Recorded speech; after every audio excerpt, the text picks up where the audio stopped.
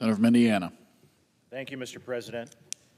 Last week, I had the pleasure of attending the Reagan National Defense Forum at the Reagan Presidential Library in Simi Valley, California. I've been to the event a few times before. It's a beautiful setting. The library is such a great tribute to one of our greatest presidents, Ronald Reagan, who is known for his efforts to rebuild the military through peace through strength in the Reagan years that we often think about and talk so much about today.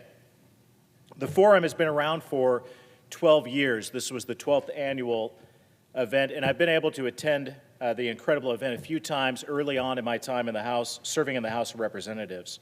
It's been a few years since I've been there.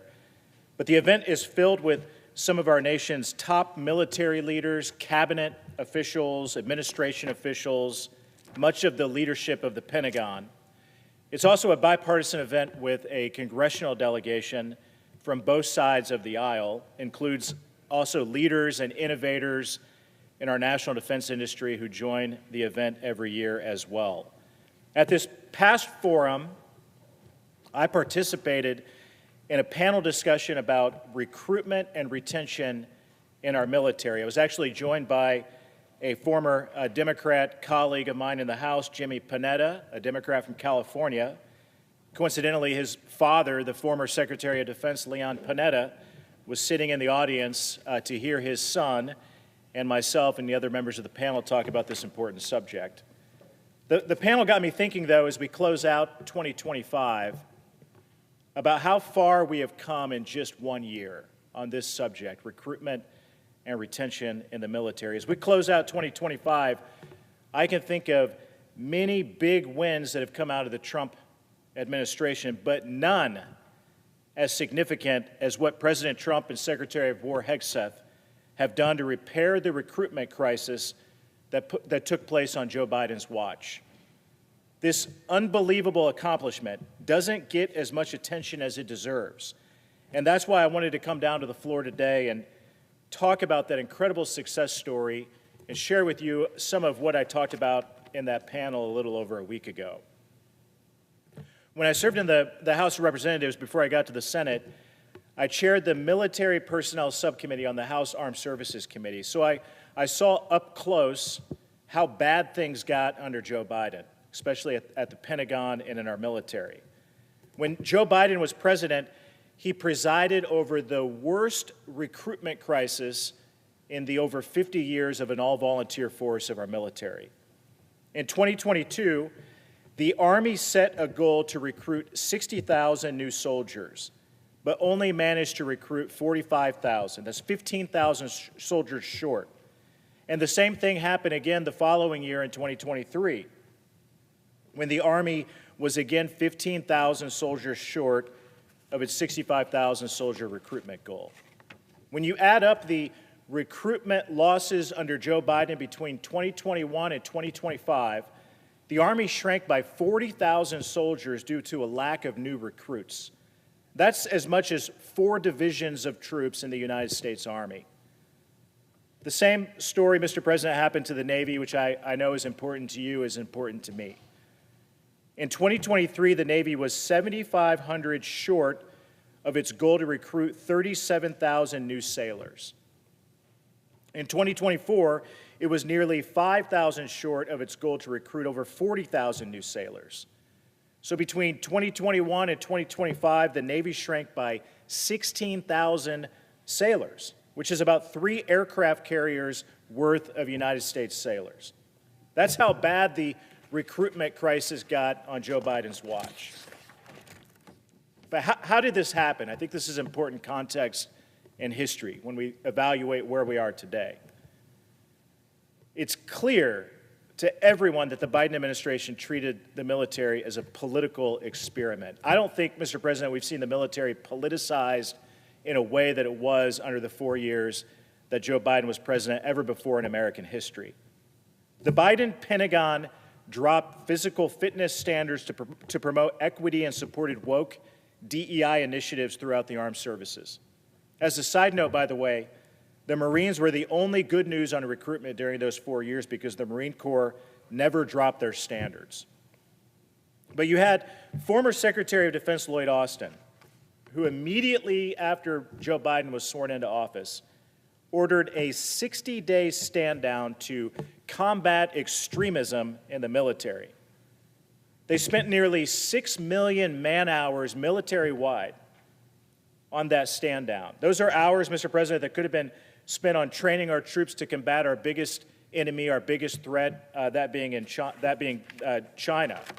Or I would contend to you that those 6 million man-hours could have been spent on preparing to evacuate and leave Afghanistan in a much more responsible way than what the military did. Instead, they focused in on politics at the beginning of the Biden administration. Then you had General C.Q. Brown, who at the time was the Chief of Staff of the Air Force, who issued racial quotas for the United States Air Force. You had Joe Biden's Secretary of the Army, Christine Wormuth, arguing that it was a bad thing that more than 80% of our recruits come from military families. Think about that for a minute. She said there was, quote, a risk of developing a warrior caste in America. When the Secretary of the Army should have been trying to boost recruitment, she insulted patriotic Americans who are inspired by their parents to serve and suggested that the Army didn't want them.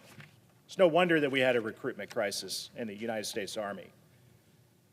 Mr. President, when you combine all of these factors, it's no wonder that the military under Joe Biden failed to meet its recruitment numbers. Simply put, fewer young Americans wanted to serve because they stopped believing in the mission. I often think back to an article from the Wall Street Journal that I read back in 2023. It had a poll that showed that patriotism among Americans, especially young Americans, had plummeted to historic lows. Again, 2023, Joe Biden's the president, aftermath of what happened in Afghanistan, all of this other foolish experimentation, the politicization of our military. According to that poll, only 38% of Americans in 2023 said that patriotism was very important to them. That's down from 70% in the 1990s. And to this day, this story astonishes me. I'd love to see an update from the Wall Street Journal on that poll to show what those patriotism numbers look like today. Mr. President, I know you know this, you can't build a military without patriots. You can't ask young men and women to put their lives on the line when the culture tells you that the country isn't worth fighting and dying for. You can't expect the next generation of Americans to raise their right hand, Mr. President, like you did, like I did, like so many of our colleagues did in the United States Senate, to protect this nation when so few believe that America is the greatest country in the history of the world. Something else that I think about is how catastrophic the withdrawal from Afghanistan played a huge part in the shortage of military recruitment under Joe Biden as well. Americans saw 13 brave service members killed at Abbey Gate, including a Hoosier, and American guns and vehicles abandoned to the Taliban on that embarrassing and disastrous and deadly day.